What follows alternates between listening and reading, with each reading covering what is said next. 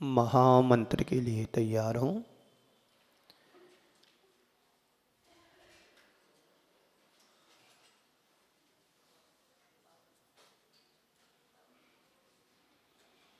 नमो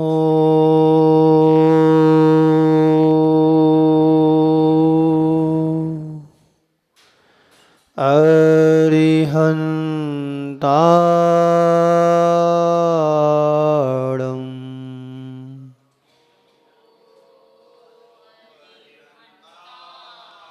नमो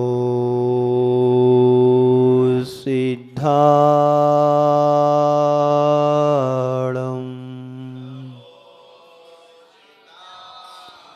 नमो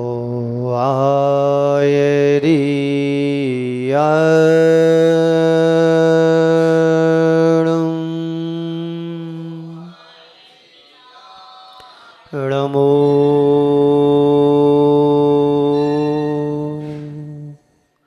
वज्रायाणं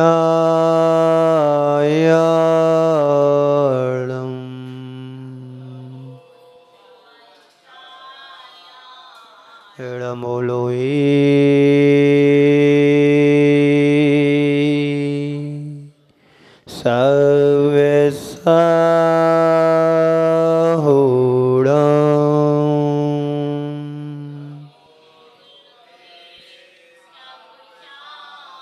ऐसो पंचणमो यारो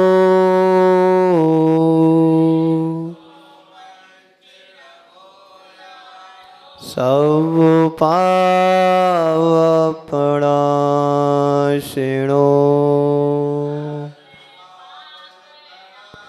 मंगलाणं च सवेसिं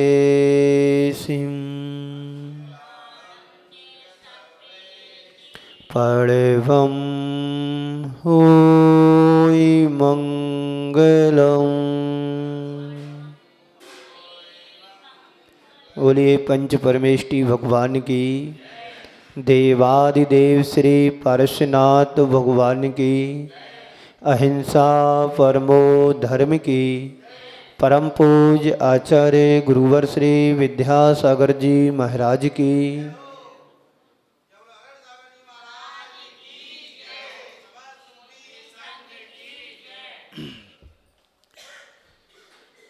धर्म जीवन का आधार है।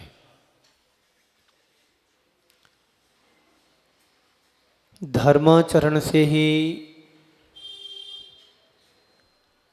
हमारे जीवन का कल्याण होने वाला है। अभी आपने सुना, धर्म करत संसार सुख, धर्म करत निर्माण, धर्म पंथ साधे बिना नर त्रियंच समान। धर्म हमारे जीवन का आधार वह तत्वभूत है, वह अंतरंग तत्व है जिसके माध्यम से हम अपने जीवन का कल्याण और उद्धार कर सकते हैं। धर्माचरण से ही हमारे जीवन का उद्धार होने वाला है। जैसे नींव के अभाव में हम महल की स्थिरता को नहीं रख सकते हैं, वैसे ही धर्म के अभाव में हम मानव जीवन को स्थिर नहीं बना सकते हैं। धर्म हमारे जीवन के लिए वह महत्वपूर्ण नींव का काम करता है। जैसे एक नींव के द्वारा महल को हम स्थायित्व प्रदान कर सकते हैं, वैसे ही हम अपने मानव जीवन का कल्याण करने के लिए धर्म को आधार बना करके जीवन का कल्याण कर सकते हैं। एक व्यक्ति मकान को बना रहा था। मकान की दीवार 5-6 फीट ऊपर जाती, सुबह से शाम तक दीवार उठाता और शाम को वो दीवार ढह जाती, गिर जाती। ऐसे बार बार वो प्रतिदिन प्रयास करता है। एक दिन उसी नगर से एक संत का गुजरना हुआ। संत से उस श्रावक ने पूछा कि गुरुदेव, मैं दीवार को उठा रहा हूं, लेकिन 4-5 फीट ऊपर तक दीवार जाती है और गिर जाती है। दीवार को उठाता हूं पुनः गिर जाती है, कारण क्या है, हमारा मकान क्यों नहीं बन पा रहा है। संत ने कहा कि ये बताओ, तुमने इसकी नींव को भरा है? नींव? मैं तो नींव जानता नहीं, मैं तो मकान बनाना जानता हूं। नींव क्या होती है? संत समझाते हुए कहते हैं कि सुनो बस, बिना नींव के तुम महल को, मकान को, कोठी को खड़ा नहीं कर सकते हैं। नींव? मैंने सोचा कि नींव में इतना सारा पैसा लगाने की जरूरत क्या है। अरे दीवार दिखती है, मकान दिखता है, मकान का लुक दिखाई देता है, नींव में पैसा लगाने की क्या जरूरत है। संत ने पुनः समझाते हुए कहा कि सुनो, यदि तुम नींव को नहीं भरते हैं तो मकान को भी तुम स्थिरता प्रदान नहीं कर सकते हैं। बिना नींव के जिस प्रकार से मकान टिक नहीं सकता है, वैसे ही मानव का जीवन, मानवता उसके अंदर टिक नहीं सकती है धर्म के बिना। धर्माचरण तुम्हारे जीवन का आधार होना चाहिए। बिना धर्म के तुम्हारे जीवन का कल्याण नहीं है। ये पूर्वाचार्यों ने कहा है, हमारे आचार्य भगवंतों ने कहा है, हमारी जिनवाणी ने कहा है, हमारे देव शास्त्र गुरु ने कहा है कि धर्म तुम्हारे जीवन का अंतरंग तत्व होना चाहिए। हम इसलिए पढ़ते हैं, अन्यथा शरणं नास्ति त्वमेव शरणं मम। हे भगवान, आपके अलावा इस संसार में कोई शरण नहीं है। आप ही एक हमारे लिए शरणभूत आधार है, जिसको हम अपने जीवन का आधार बना करके अपनी आत्मा का उत्थान कर सकते हैं, आत्मा का कल्याण कर सकते हैं। ये धर्म वह धर्म है जिसके धर्म को तीर्थंकर भगवंतों ने धारण किया, अपनी आत्मा का उत्थान कर लिया और हमारे लिए आज आदर्श पुरुष बने हुए हैं। आप लोग बार बार ये मन में प्रश्न आता होगा कि जो भी संत आते हैं, जो भी गुरु आते हैं, जो भी महंत आते हैं, सभी धर्मों में धर्म की ही चर्चा क्यों की जाती है और कोई संतों को काम नहीं है, एकमात्र धर्म का रटना लगा लिया। तो भैया धर्म के बिना और है क्या, ये भी तो बता दो। धर्म के बिना और है ही क्या जो हमारे लिए कुछ हमारे आत्मा का उद्धार कर सके। तो धर्म हमारे जीवन का आधार बने। हम पढ़ते हैं, रोज पढ़ते हैं, तुम बिन में व्याकुल भयो जैसे जल बिन बीन, और जन्म जरा मेरी हरो करो मोह स्वाधीन। हम क्यों पढ़ते हैं? भगवान के सामने अर्घ चढ़ाते हैं, भक्ति करते हैं, आराधना करते हैं, गुरुओं की उपासना करते हैं, रोज आकर के अभिषेक करते हैं। बेशक ये धर्म है, धर्म मात्र क्रिया में नहीं होना चाहिए। धर्म हमारी अंदर की आंतरिक प्रतिक्रिया होना चाहिए।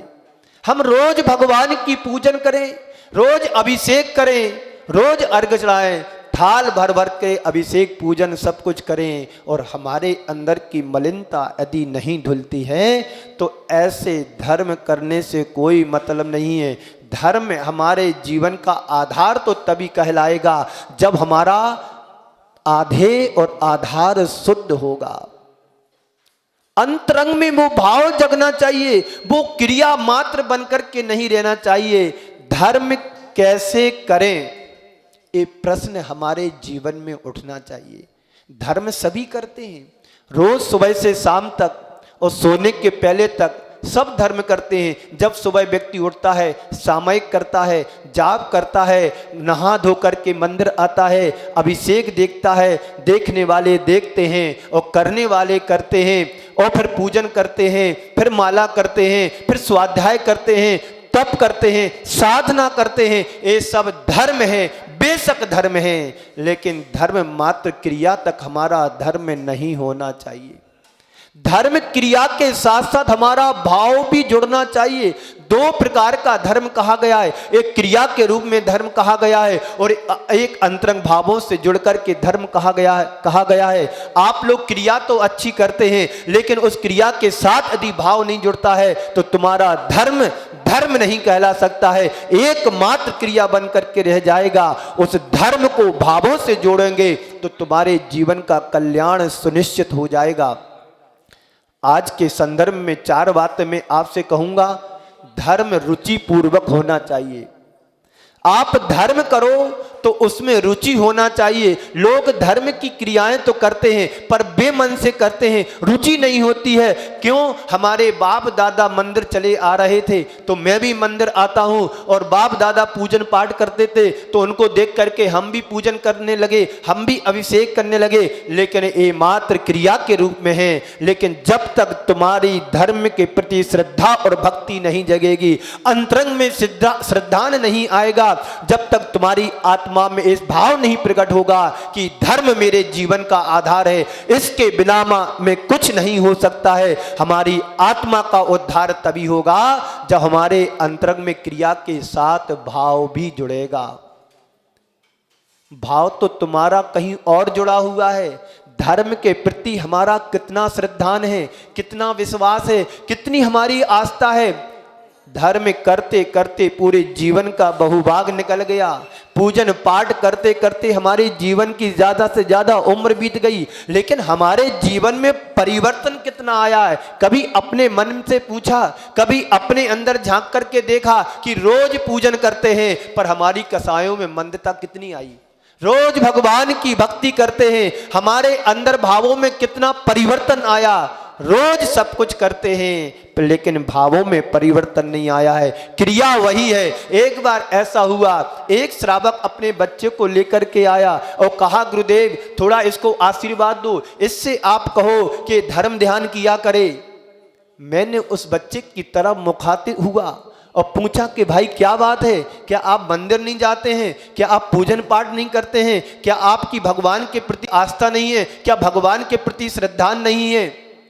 उसने छूटते ही कहा कि गुरुदेव यदि धर्म का वही स्वरूप है जो मेरे माता पिता करते हैं, धर्म का वही स्वरूप है जो मेरे माता पिता करते हैं। मैंने पूछा क्या हो गया भाई? मेरे माता पिता सुबह 5 बजे उठ करके मंदिर जाते हैं और 9 बजे लौट करके आते हैं और झगड़ते हुए जाते हैं गाड़ी में, और झगड़ते हुए आते हैं। तो ऐसे धर्म से मुझे एलर्जी है। क्या धर्म का यही स्वरूप है? यहां पर भी लोग पुजारी पूजन करते हैं, अभिषेक करते हैं, थोड़ी सी प्रतिकूलता मिलते ही उनके तेवर अलग बदल जाते हैं। अरे भगवान की भक्ति कर रहे हैं, जिंदगी का बहुभाग मेरा बीत गया है लेकिन कसायों में मंदिरता नहीं आई, धर्म के प्रति रुचि नहीं जगी, आत्मा में वो श्रद्धा और विश्वास नहीं आ पाया, तो पूजन करते करते कौंटलों से चावल चढ़ा दिए, कपड़े से अंगोछी से पहुंचते पहुंचते मीटरों कपड़े तुमने छन्ना बना दिए, और भगवान की प्रतिमा तो घिस गई लेकिन तुम्हारे अंदर परिणामों में कितनी निर्मलता आई। अरे सच्चा धर्मात्मा तो वो है जो भगवान की एक दिन भक्ति ना कर पाए, भगवान की एक दिन पूजन पाठ ना कर पाए तो उसकी आंखों से आंसू बहते हैं। मुझे एक व्यक्ति मुझे दिल्ली में मिला, आकर के अपनी वेदना सुनाई कि महाराज श्री आज मैं आवश्यक काम से बाहर जाना पड़ा पर मैं भगवान का दर्शन नहीं कर पाया, अभिषेक पूजन नहीं कर पाया, तो आज मैंने उपवास कर लिया क्योंकि आज मेरी भगवान की भक्ति नहीं हुई, भगवान के दर्शन हुए। ये भाव होना चाहिए, ये श्रद्धान होना चाहिए भगवान के प्रति, गुरु के प्रति, देव शास्त्र गुरु के प्रति। कितने लोग हैं जिस दिन दर्शन न कर पाए उस दिन उपवास करें। लिखने वालों ने तो लिख दिया, तुम बिन में व्याकुल भयो जैसे जल बिन बीन। हे भगवान, आपके जिस प्रकार से एक मछली जल से बाहर निकलने पर जितनी व्याकुलित होती है, यहां तक कि अपना जीवन छोड़ देती है, जीवन समाप्त कर देती है, ठीक वैसे ही एक सच्चा धर्मात्मा आपके दर्शन नहीं करने के कारण, दर्शन नहीं ले पाने के कारण वह इतना व्याकुल होता है, इतना व्याकुल होता है कि जैसे जल से बाहर निकालने पर मछली तड़पती है, वैसे एक सच्चा धर्मात्मा सम्यक दृष्टि जीव भगवान की भक्ति करने के बिना तड़पता है। क्या वैसी भावना हमारे अंदर है? अरे हमारे जीवन की शुरुआत तो देखो कहां से हुई है। हमने कौन कौन सी पर्यायों में कितना पुरुषार्थ किया होगा, कसमें खाई होगी कि कि एक बार मुझे जिनेंद्र देव का सानिध्य मिल जाए, एक बार भगवान महावीर का समूषण मिल जाए, वहां जाकर के हम अपनी आत्मा का कल्याण कर ले। जब तक तुम्हें भगवान का सानिध्य नहीं मिला तब तक तुम व्याकुल रहे, और जिस दिन तुम्हें सानिध्य मिल गया सारी व्याकुलता तुम्हारी शांत हो गई। बोलो, धर्म के प्रति रुचि हमारी जगना चाहिए। रुचि पूर्वक कार्य करोगे तो आनंद आएगा, उत्साह बढ़ेगा, और उत्साह में तुम्हारी प्रगाढ़ता बढ़ेगी। जब प्रगाढ़ता तुम्हारी बढ़ेगी तो अंदर की रुचि अपने आप जगेगी। बोलो, कितने लोग हैं जो धर्म को रुचि से सुनते हैं, कितने लोग हैं जो धर्म से रुचि को करते हैं, कितने लोग हैं जो रुचि से अपने जीवन को जीते हैं। अब संसार के कार्यों में तो रुचि बढ़ा देते हो, यदि एक जगह सुख नहीं मिलता है तो दूसरी तरह चले जाते हो, वहां नहीं मिलता है तो जहां भी जाओ सुख खोज करते हो और पा लेते हो। लेकिन धर्म के प्रति हमारी रुचि कितनी है? कभी ऐसा लगा इस मंदिर में बेदी पर मन नहीं भरा तो चलो ऊपर की बेदी के दर्शन करके आते हैं, यहाँ मन नहीं भरा चलो दूसरे मंदिर में जाकर के दर्शन कर लेते हैं, चलो वहां नहीं हुआ तो और जगह जाकर के दर्शन करके मन को भर लेते। क्या इतनी रुचि हमारी है? सोचते तो हैं चलो 3 बेदी हैं, एक बेदी के दर्शन कर लिए बैठ करके, और बैठे बैठे तीनों बेदी के दर्शन कर लिए। व्यक्ति सबसे ज्यादा कटौती करता है तो धर्म के क्षेत्र में करता है। रोज आकर के पूजन पाठ अभिषेक करता, किसी काम से बाहर जाना हुआ तो सबसे पहले पूजन पाठ को छोड़ेगा, चलो आज दर्शन करके काम चला लेते हैं। ये तुम्हारी आरुचि है। यदि रुचि होती, जाना है तो चले जाएंगे, पहुंचना है तो पहुंच जाएंगे। आज मैं रोज एक पूजन करता था, आज मुझे बाहर काम के लिए जाना है, चलो आज मैं 2 पूजन करके जाऊंगा, मेरे ये कार्य में सफलता मिलेगी। ये रुचि है। रुचि तो ऐसी है कि एक पूजन करते थे, 2 करते थे, चलो 1 से काम चलाओ, और 1 करते थे, चलो आज पूजन नहीं करेंगे, आज अभिषेक करते, चलो आज अभिषेक नहीं करेंगे। व्यक्ति की रुचि बढ़ती चली जा रही है। और तीसरी बात है मंदिता, मंदी, क्रिया में मंदी। पूजन करते हैं, किसी से पूछा भैया मंदिर जाया करो, हाँ चले जाएंगे। पूजन किया करो, हाँ कर लेंगे।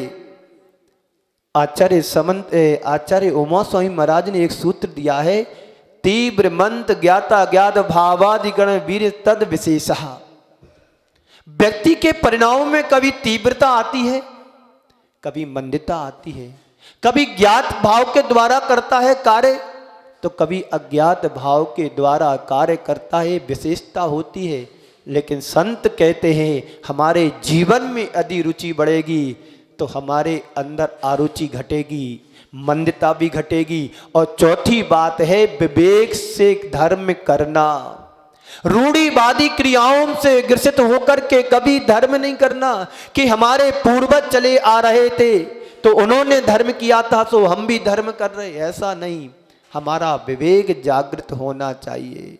तो जैसा कि मैंने अभी कहा था कि बच्चे से कहा कि धर्म ध्यान किया करे, तो उसने कहा कि मेरे पिताजी और माँ रोज झगड़ते हुए मंदिर जाते हैं और झगड़ते हुए मंदिर से आते हैं, तो ऐसे धर्म से मुझे एलर्जी है।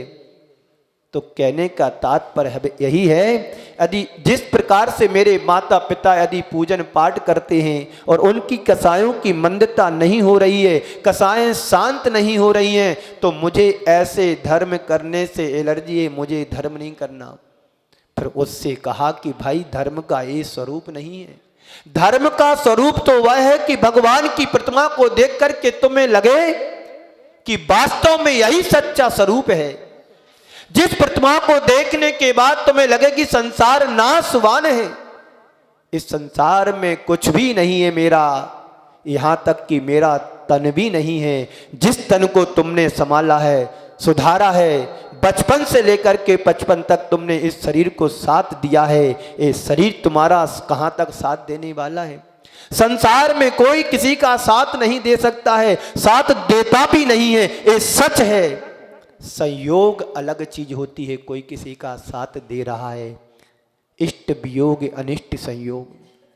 यही हमारे जीवन की विकलता का कारण है, यही हमारे दुख का कारण है।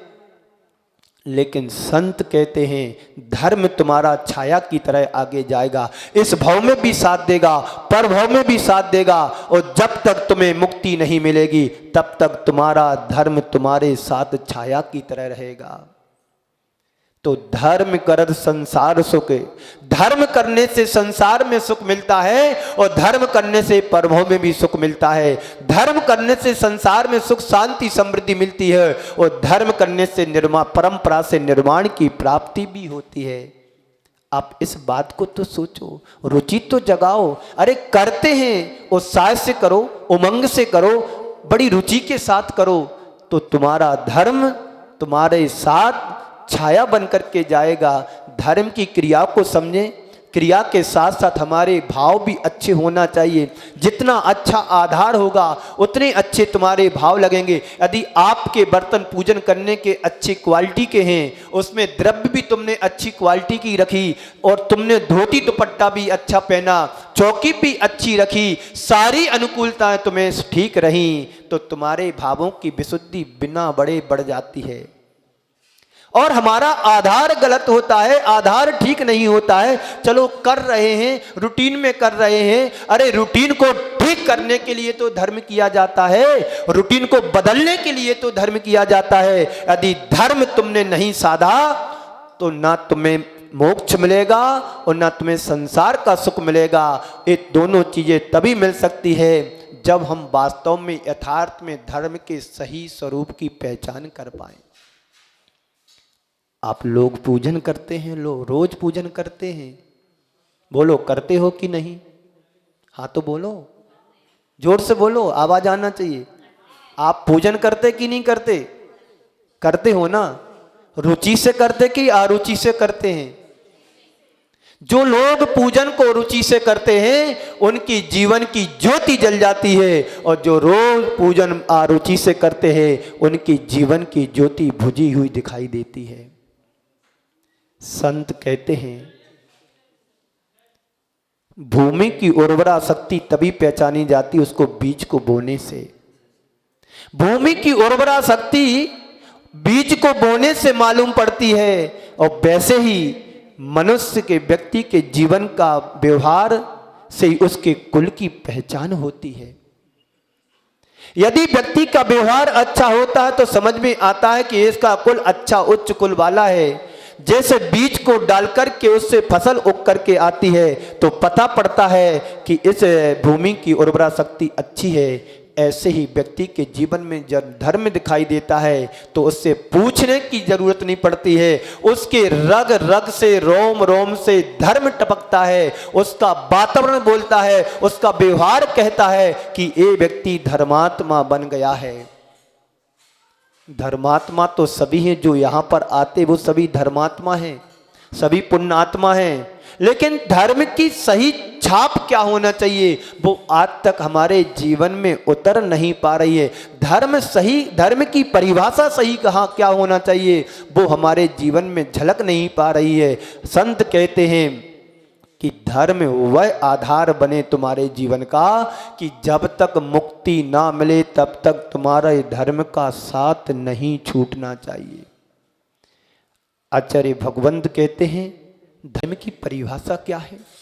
धम्मो मंगल मुक्तिम अहिंसा संयमो तपो देवावि तस्य परमंति जस धम्मे सयामणो। हे भगवान महावीर से बुद्ध ने पूछा, गौतम बुद्ध ने पूछा कि धर्म क्या है? तो भगवान महावीर कहते हैं धर्म मंगल है, उत्कृष्ट है, अहिंसामयी है, तप और त्याग तपस्या वाला है। धम्मो मंगल उत्कृष्टम अहिंसा संयमो तपा। धर्म मंगल है, उत्कृष्ट है, अहिंसामयी है। ये धर्म देवावि तस्य परमंति। इस धर्म को जो धारण करता है देव लोग भी उसको नमस्कार करते, वो धर्म है। हमारे जीवन में कौन सा धर्म है कभी तुमने झांक करके देखा? कभी आपने मन से पूछा कि हम जो धर्म कर रहे हैं यही वास्तव में सच्चा धर्म है? आपका धर्म आप जानो, लेकिन सच्चा धर्म तो यही है, यदि तुम्हारे जीवन में धर्म आ गया तो तुम्हें देव लोग भी नमस्कार करने के लिए आएंगे। लेकिन तुम्हारा धर्म पता नहीं कैसा धर्म है। साथ में माला भी चल रही है, साथ में स्वाध्याय भी चल रहा है, साथ में पूजन भी चल रही है। ऐसे एक म्यान में दो तलवार जब नहीं रह सकती हैं तो धर्म भी एक साथ कैसे रह सकता है। एक समय में एक ही उपयोग काम करता है, एक समय में दो काम नहीं होते हैं। इसलिए हमें यदि धर्म सही करना है तो रुचि पूर्वक यदि माला फेरना है तो ऐसी माला फेरो कि तुम भगवान बन जाओ, मेंढक नहीं बनना। आपने श्रावकाचार्य में कहानी सुनी होगी, अरहत दास धर्मात्मा बंधु था, उसके जीवन में वो धर्म समाया था कि वो प्राण चले जाए पर वचन नहीं जाते थे। एक दिन सामयिक कर रहा था श्रावक श्रेष्ठी, दीपक को सामने रख लिया कि जब तक दीपक जलेगा तब तक मैं सामयिक करता रहूंगा, और दीपक जैसे बंद हो जाएगा मेरी सामयिक पूरी हो जाएगी। लेकिन उसकी पत्नी भी उतनी ही धर्मात्मा थी, अपने पति देव के साथ धर्म के साथ उसका साथ दे रही थी। पत्नी ने सोचा कि हमारे पतिदेव सामयिक करने के लिए बैठे हैं, इनकी सामयिक बहुत अच्छे से हो तो बार बार दीपक ना बुझ जाए, उस दीपक में घी डालती रही। इधर उसके पतिदेव की सामयिक तो चल रही थी, लेकिन प्यास लगने के कारण विकल्प होने लगा, पर उन्होंने सामयिक को नहीं छोड़ा। क्या नहीं किया? सामयिक को नहीं छोड़ा।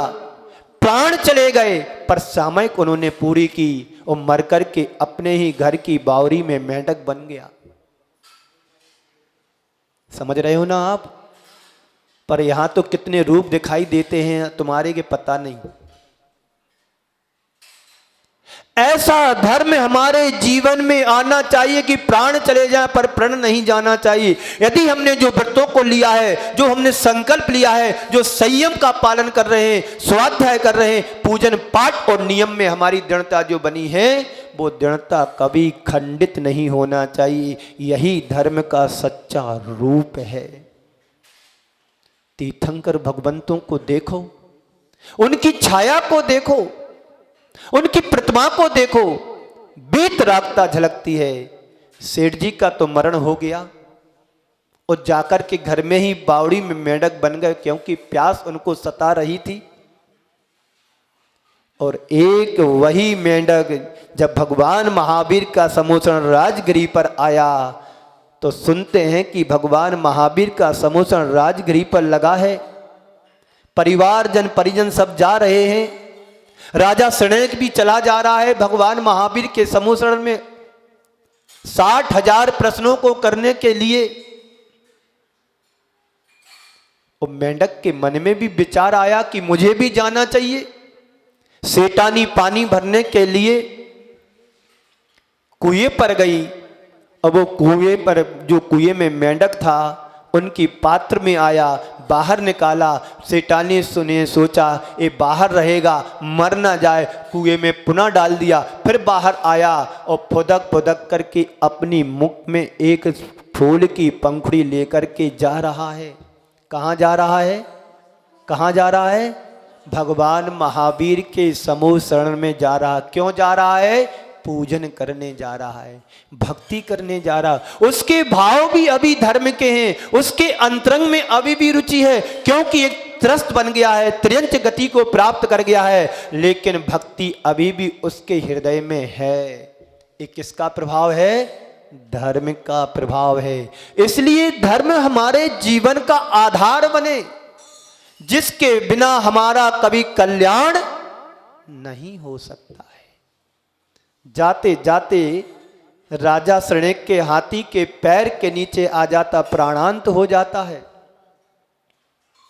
बताओ, यात्रा पूरी नहीं हो पाई, बीच में ही चला गया, अब क्या करे? लेकिन हृदय में भावों की कीमत होती है।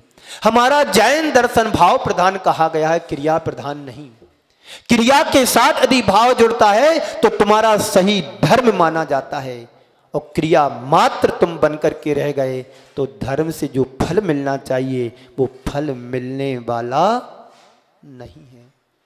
मर गया बेचारा, जाकर के देव हुआ। क्या बना?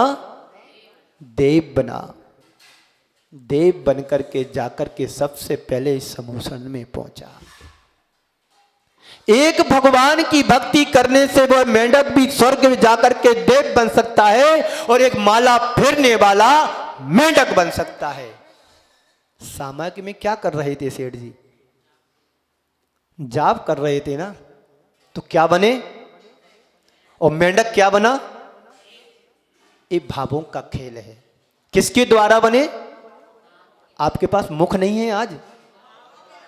बोलो ना, जोर से बोलो। मेंढक क्यों बना? प्रश्न करो अपने मन से। आज यदि हम इंसान बने हैं, आज यदि हम मनुष्य पर्याय को पाया है, नर जीवन पाया है, तो कैसे पाया है? और कोई नारकी बना है तो कैसे बना है? कोई देव बन गया तो कैसे बना? और कोई त्रियंच बना तो कैसे बना? हर दिन अपने मुख से प्रश्न, अपने मन से प्रश्न करो। रायचंद जी हुए हैं रायचंद जी,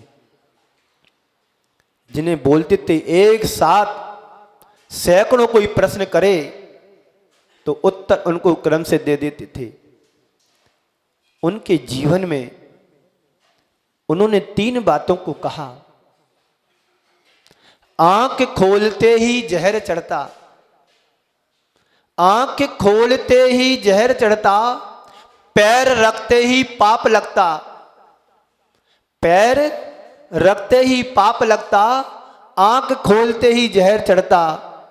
एक बात मैं भूल रहा हूं, मैं भाव बता देता हूं। उनका कहना था कि संसार में जहां जहां मेरी दृष्टि जाती है पूरा वातावरण गंदा है, तो आंख खोलते ही जहर चढ़ता। और जहां जहां मैं पैर रखूं वहां पाप लगता है, यानी संसार विषयों से भरा हुआ है। संसार में पाप के अलावा और कोई दूसरी क्रिया नहीं है। इसलिए हमेशा वो सावधान रहा करते थे कि मेरी दृष्टि जब खुले तो भगवान का नाम लेते लेते खुले, और मेरे द्वारा कोई अनर्थ ना हो जाए जिससे मुझे नरक निगोद की यात्रा का सामना करना पड़े। बड़ी मुश्किल से मानव जीवन मिला है, बड़ी मुश्किल से धीरेन्द्र देव का शरण मिला है, बड़ी मुश्किल से जिनवाणी की राय मिली है।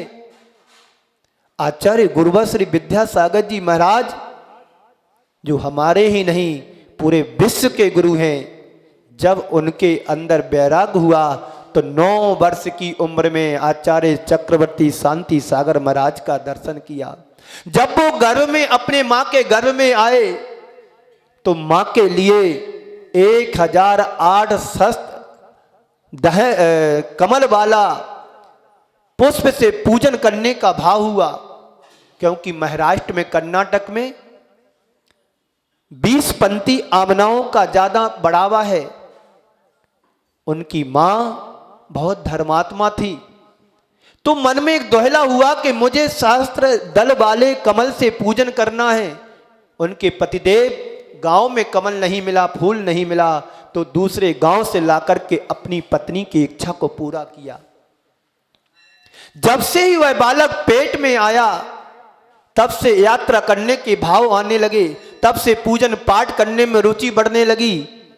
क्यों? जो धर्मात्मा जीव था वो विशेष जीव था, और उसके आने से उनके मन में इस तरह के धार्मिक विचारों ओतप्रोत होती रही मां, और बालक को जन्म दिया। और जन्म देने के बाद वह बालक, कहते बावड़ी में जाकर के ध्यान लगाते थे, साइकिल हाथ छोड़ करके साइकिल चलाते थे। वो विद्याधर आज हमारे लिए विद्या के सागर के रूप में मिला है।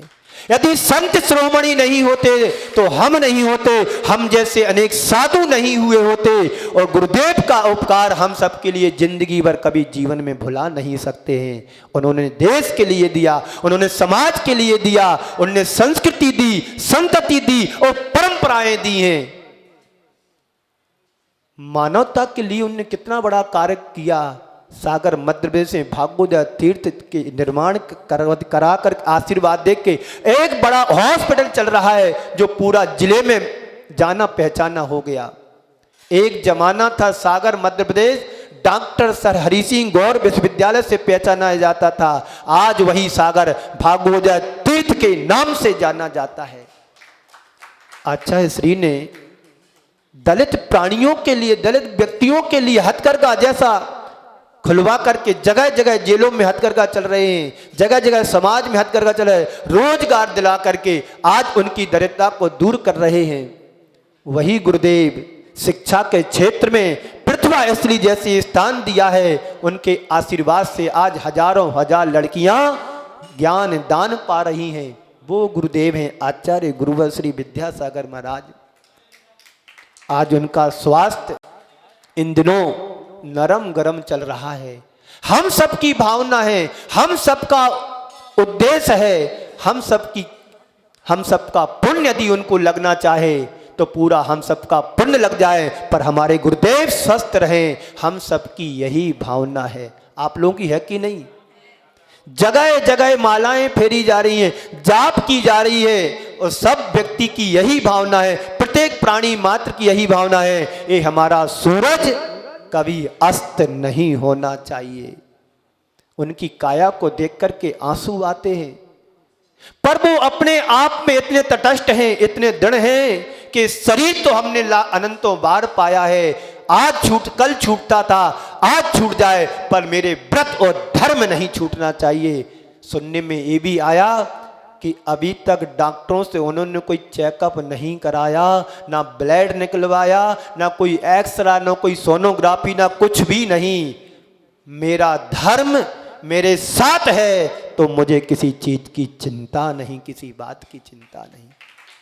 हम और आप थोड़े से बीमार हो जाते हैं, सर्दी खांसी हो जाती है, तुरंत डॉक्टर के पास चले जाते हैं, दवाई करा लेते हैं, यहाँ ठीक नहीं होते, दूसरे शहर में जाते, वहाँ ठीक नहीं होते, और बड़े शहर में जाते, एक डॉक्टर से काम नहीं चलता, दूसरे डॉक्टर को पकड़ते, उससे काम नहीं चलता, तीसरे को पकड़ते, अरे देश में नहीं ठीक होते हैं तो विदेश में जाने की तैयारी करते हैं। पर गुरुदेव हमारे कह रहे हैं, इस देश में क्या, अब मुझे विदेश जाने की तैयारी करना है।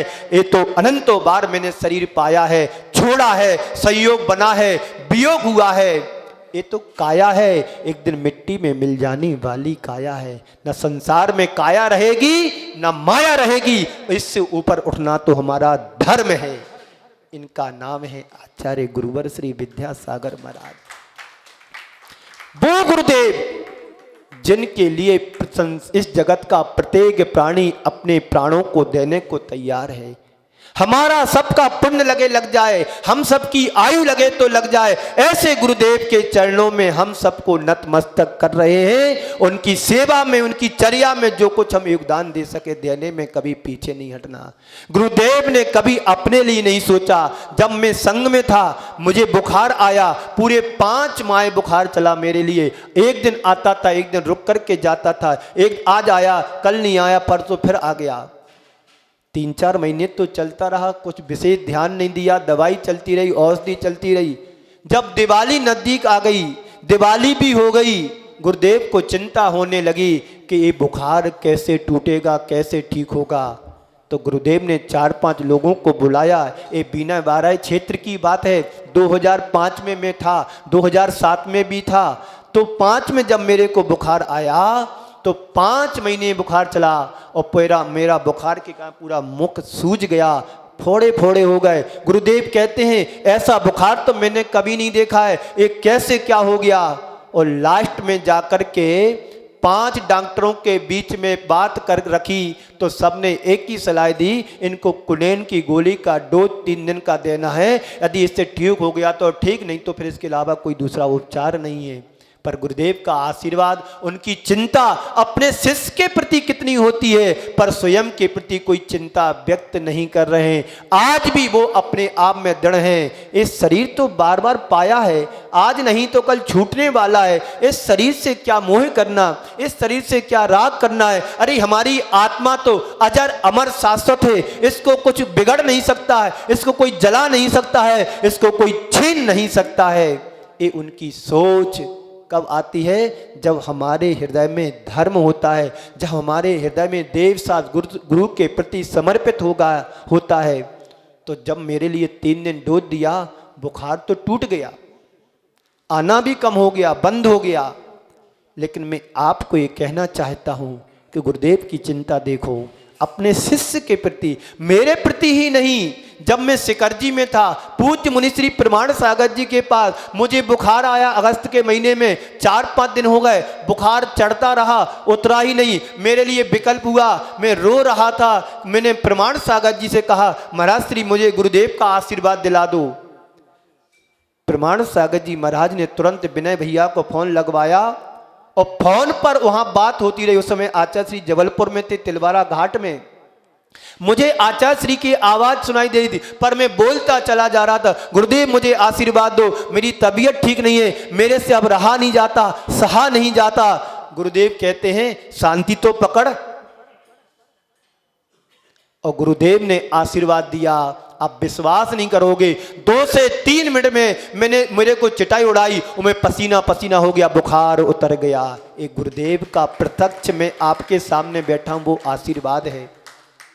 अपने शिष्यों के प्रति गुरु इतने उदार रहते हैं। मैंने कुंडलपुर में देखा था, एक मुनिराज के लिए अपेंडिक्स के दर्द उठा, उन्होंने स्वयं अमृत धारा मंगा करके उनके पेट पर लगाई। जब मौका आता है तो अपने शिष्यों की भैयावृत्ति भी करने में तत्पर रहते हैं, लेकिन हम लोग कभी उनसे नहीं करवाते, क्योंकि हमारे भगवान हैं, गुरुदेव हैं, जिनने मुझे जन्म दिया। उनका आशीर्वाद मात्र ही हमारे लिए कल्याणकारी होता है। बंधुओं, गुरुदेव का स्वास्थ्य दिनों दिन गिर रहा है, हम सबकी भावना है। मैं तो आप सभी से कहता हूं, जब मौका मिले दौड़ लगा जाओ और गुरुदेव के एक बार दर्शन करके आ जाओ। पता नहीं ये सूर्य कब ढल जाए, कब छिट जाए। कल मैंने कहा था, अस्त हो रहे ज्ञान सूर्य ने, अस्त हो रहे ज्ञान सूर्य ने, सोचा था एक दिन की शाम, मेरे ढल जाने के बाद कौन करेगा अपना काम। वही पंक्ति में सोच रहा हूं, अस्त हो रहे विद्या सूर्य ने, सोचा था एक दिन की शाम, मेरे ढल जाने के बाद कौन करेगा अपना काम। बंधुओं, भावना सबकी यही है कि गुरुदेव अति शीघ्र स्वस्थ हों और हमेशा के लिए अजर अमर बन करके हम सब के लिए अपनी वरदानी छाव हम सबको प्रदान करते रहें। गुरुदेव का आशीर्वाद रहता है तो कहीं कोई दुख और दर्द पीड़ा भी हार मान जाती है, और जिसके ऊपर गुरुदेव का आशीर्वाद नहीं होता है, गुरुओं का आशीर्वाद नहीं होता है, सामने रहने के बाद भी हमारे पास कुछ भी नहीं है। बस हम तो लोग तो पतंग की तरह हैं। गुरुदेव हम लोगों को जितनी ढील देते हैं, हम लोग आसमान में उड़ते हैं, और जैसे ही गुरुदेव पतंग को खींच लेते हैं तो हम लोग उनके चरणों में आ जाते हैं। वो गुरुदेव हैं, सभी शिष्यों के प्रति उनकी निरंतर करुणा बरसती रहती है। वही करुणा हम लोगों को अंदर से उद्वेलित करती रहती है। ऐसे गुरुदेव स्वस्थ रहें, उनकी काया भले क्षीण हो रही है। काया का तो धर्म है क्षीण होना, इस शरीर का तो धर्म गुण धर्म है परिवर्तनशील होना, नाशवान है, क्षण भंगुर जीवन है। लेकिन इस जीवन से शाश्वत यदि कुछ पाना है तो हमें अपने जीवन को धर्म से जोड़ करके चलना है। तो इसलिए वह मेंढक जाकर के देव बन गया और सेठ मेंढक बन गया। इसलिए आचार्य समंत्र भद्र महाराज ने एक श्लोक के माध्यम से कहा, अर्हत चरण सपर्या महानुभावम महात्मनावत भेका प्रमोद मत्ता कुसमे नई कैन राजगृह की राजपथ पर एक मेंढक एक पंखुड़ी को लेकर के फुदक फुदक करके चला रहा। कैसे? प्रमोद मत्ता, भाव विभोर हो करके फुदक फुदक करके जा रहा है। अरे राजा सनेक जा रहा है तो जाने दो, सब जनता जा रही है जाने दो, लेकिन मैं भी तो किसी से कम नहीं हूं। हमारा जैन दर्शन जैन धर्म भाव प्रधान होने के कारण हर व्यक्ति को समूह शरण में समान रूप से शरण मिलती है, इसलिए उसका नाम समूह शरण है। भेद भाव नहीं होता है, वहां तो सब समान है। नर भी है, मानव भी है, दानव भी है, सब कुछ वहां पर पहुंच जाते, हर कोई पहुंच जाते हैं। इसलिए वह मेंढक भगवान के चरणों में पहुंच गया। हम महावीर अष्टक में पढ़ते हैं, यदरे चा भावे ने प्रमुदित मना दर दुर्य क्षणा दासित स्वर्गी लभंते सद्भक्ता। क्षण मात्र में वो चीज प्राप्त कर ली उसने, मेंढक ने, लभंते सद्भक्ता, क्षण मात्र में स्वर्गों की विभूति को प्राप्त कर लिया। ऐसे धर्म की हम रोज वंदना करें और अपने जीवन का आधार बनाए, जिससे हमारे जीवन का कल्याण हो। आप सभी के लिए बहुत बहुत आशीर्वाद। विगत पिछले दिनों से हम आपके बीच में हैं, आप सभी धर्म ध्यान ले रहे हैं, धर्म का लाभ ले रहे हैं, और हमारा आप सभी लोग बराबर, मतलब कहने का कि आप मेरे को सुनकर के आप सब आनंदित हो रहे हैं। इसी तरह से आप अपने जीवन को धर्म से जोड़ कर रहें। अपनी आत्मा का कल्याण तभी सार्थक होगा जब तुम धर्म से जुड़ोगे, धर्मात्माओं से जुड़ोगे, गुरुओं से जुड़ोगे, तभी तुम्हारे जीवन का उद्धार है। हम अपने जीवन का आधार धर्म को बनाए, गुरुओं को बनाए, देव साथ गुरु को बनाएंगे, निश्चित हमारी आत्मा का कल्याण होगा। इसी मंगल पुनीत भावना के साथ इन 4 पंक्तियों से आप सभी को विराम दे रहा हूं। आंखों में अगर अरमान हो तो जहान तुमसे दूर नहीं, आंखों में अगर अरमान हो तो जहान तुमसे दूर नहीं, पांखों में अगर उड़ान हो तो आसमान तुमसे दूर नहीं, पांखों में अगर उड़ान हो तो आसमान तुमसे दूर नहीं। मंदिर की शिखर पर बैठ करके पक्षी ने वो गीत गाया, मंदिर की शिखर पर बैठ करके पक्षी ने वो गीत गाया। श्रद्धा में तुम्हारी जान हो तो भगवान तुमसे दूर नहीं, श्रद्धा में तुम्हारी जान हो तो प्रभु तुमसे दूर नहीं, गुरुवर तुमसे दूर नहीं। बंधुओं, धर्म हमारे जीवन का आधार बने और वही धर्म हमारे लिए परंपरा से मुक्ति को दिलाने वाला होता है। धर्म करत निर्माण सोके, धर्म पंथ साधे बिना नर त्रियंच समान। जिसके जीवन में धर्म नहीं उसके जीवन की शुरुआत नहीं, जिसके जीवन में धर्म नहीं उसका कभी कल्याण नहीं। मानवता का कल्याण तो तभी हो सकता है जब धर्म को अपने जीवन का आधार बनाए, धर्म को अपने जीवन का अंतरंग तत्व बनाए, तभी हमारी आत्मा का उद्धार है। आज नहीं तो कल तुम्हें इसी शरण में आना पड़ेगा, अन्यथा शरणम नास्ति तुमेव शरणम मम। हे भगवान, आप ही हमारे लिए शरण हैं, आपके अलावा इस संसार में कोई दूसरी शरण नहीं है। हम भले अज्ञानता के कारण, मिथ्यात के कारण, अपनी विपरीतताओं के कारण, प्रमाद के कारण, कसाई और योग के कारण हम संसार में कितना भी भटक ले, लेकिन जब हमारा ज्ञान समीचीन ज्ञान बनेगा तो पुनः मुझे प्रभु चरणों में आना पड़ेगा, गुरु चरणों में आना पड़ेगा, केवलियों के चरणों में आना पड़ेगा, अरिहंत भगवान की शरण में आना पड़ेगा। तभी हमारे जीवन का कल्याण होने वाला है, अन्यथा किसी भी भाव में हमारा उद्धार नहीं हो सकता है। एक मेंढक जब अपना कल्याण कर सकता है धर्म भावों से, तो हम तो संगी पंचेंद्री हैं, मनुष्य हैं, सोच है, समझ है, शक्ति है, समय है, सब कुछ अनुकूल मुझे मिला है, बुद्धि भी अच्छी मिली है, तो फिर क्यों नहीं प्रभु के चरणों में जाकर के अपने सारे कर्मों को धो ले, प्रभु के चरणों में जाकर के अपनी आत्मा की जो कलुषता है उसको साफ कर ले। जैसे कपड़ा बिना धुले साफ नहीं होते हैं, वैसे ही आत्मा को धुलने के लिए, साफ करने के लिए प्रभु के चरणों में जाना पड़ता है, गुरु के चरणों में जाना पड़ता है, माँ जिनवाणी की शरण में बैठना पड़ता है, तभी हमें सही दिशा और राह मिलती है, तब हम अपने गंतव्य तक पहुंच पाते हैं। यदि हमारा रास्ता भटक गया, यदि हम रास्ता, तो गुरु ही तुम्हें पकड़ करके लाएंगे कि बेटा इस रास्ते से चलोगे तो कल्याण हो जाएगा। संसार में कितना ही भटक लोगे, एक दिन तुम्हें प्रभु की, गुरु की शरण में आना ही होगा। धर्म और कुछ नहीं करता है, भटके हुओं को रास्ता दिखाता है। हम आपको 1 घंटे से बता रहा हूं, तो इसमें तुमने जितना ग्रहण किया वही तुम्हारा है। 1000 बातों में से यदि एक बात भी तुम्हारे दिल और दिमाग में चढ़ गई तो एक वाक्य से तुम्हारे जीवन का उद्धार हो सकता है। वरना कितने भी उपदेश सुनते रहो, मैं क्या, मेरे से और अच्छे अच्छे लोग आकर के सुना करके गए होंगे, लेकिन हम वहीं के वहीं मील के पत्थर की तरह हैं। मील का पत्थर तुम्हें निर्देश दे सकता है, दिशा बता सकता है, पर चलने वाला धर्मात्मा होगा तो अपने गंतव्य तक पहुंच सकता है। नदी अपने गंतव्य तक पहुंचती है कैसे? जब वो यात्रा प्रारंभ करती है।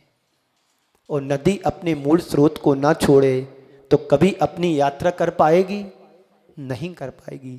ऐसे ही व्यक्ति के लिए अपने धर्म को अपना आधार बना करके चलेगा तो निर्माण की परंपरा से निर्माण को प्राप्त करेगा।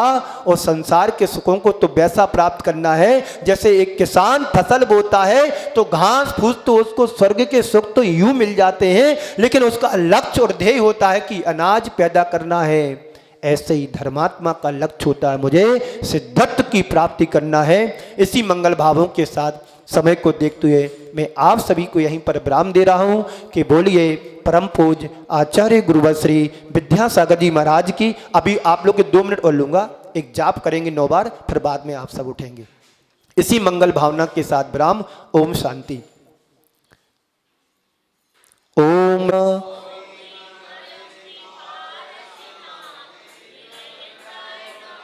ओम ह्रीं हरिं श्री पारसनाथ जिनेन्द्राय नमो नमः।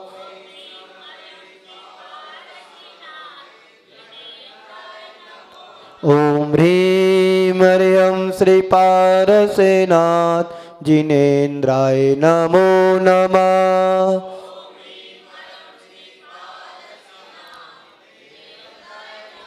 ओम ह्रीं हरिं श्री पारसनाथ जिनेन्द्राय नमो नमः।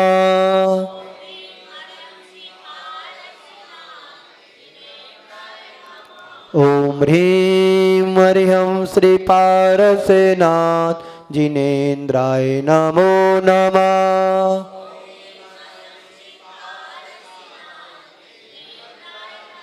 ओम ह्रीं हरिं श्री पारसनाथ जिनेन्द्राय नमो नमः।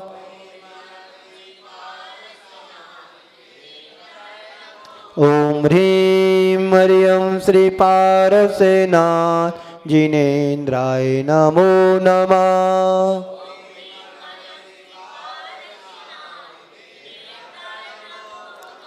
ओम ह्रीं